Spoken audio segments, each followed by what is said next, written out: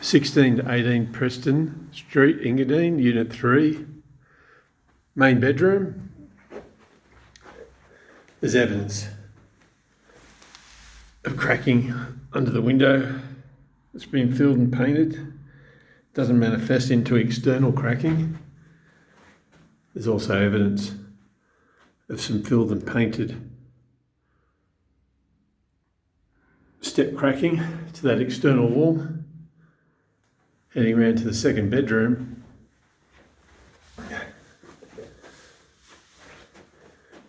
There's some minor cracking around the window. 1 mil width. This is an internal wall between the two bedrooms, owner's responsibility. There's some evidence of filled and painted cracks through this area. Most of this cracking appears to be brick growth related. There might have been a bit of deflection in the slab, but it's only minor movement. Heading outside, there's a planter box. Runs externally to that wall.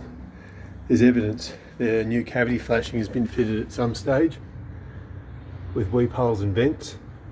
There's stormwater drains to the planter box. There's no evidence of any external cracking. There's some minor cracking to the perp ends.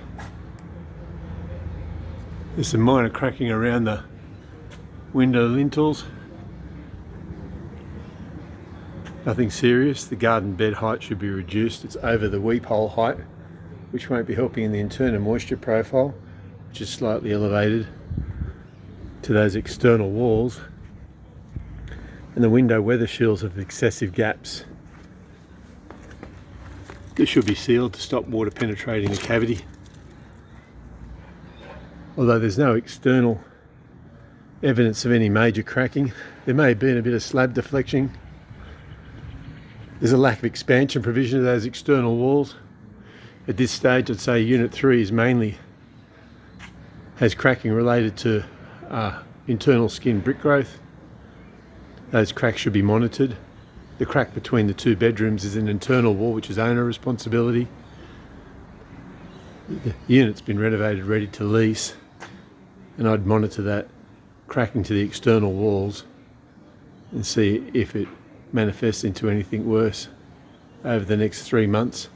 A lot of this cracking is developed in buildings after the heavy rain, January, February, March.